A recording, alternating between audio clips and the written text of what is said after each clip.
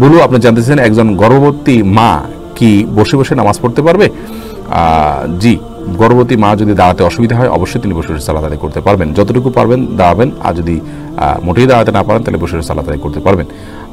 ইশারা ইঙ্গিতে রুকু সেজদা করতে পারবেন যদি রুকু সেজদা আপনার মাটিতে কপাল দিয়ে সেজদা করার ক্ষমতা না থাকে।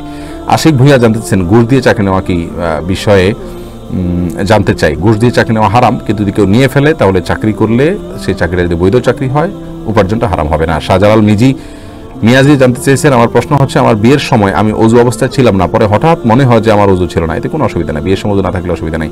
মাহমুদুল হাসান জানতেছেন 5 ভাই ও 1 বোন সম্পদ বন্টন বিষয়ে বলুন। এবার বলতে পারবো না, আর কে কে আছে বিস্তারিত বললে তারপরে বলা যাবে, কারণ তারপরে ভ্যারি করবে বিধানটা।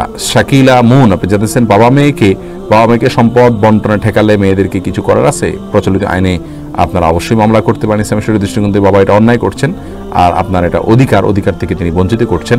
অবশ্যই যে কোনোভাবে প্রেসার দিয়ে বাবার কাছ থেকে বাবার সাথে ব্যবহার খারাপ না করে যথাসম্ভব সৌন্দর্যের ভিতরে থেকে প্রেসার যতটুকু দিতে পারেন দিয়ে আপনি আপনার হক আদায় করতে পারেন। আব্দুল্লাহ আল মিঠু জানতে চেয়েছেন আমি প্রবাসে আছি কিন্তু আমার আকামা নেই।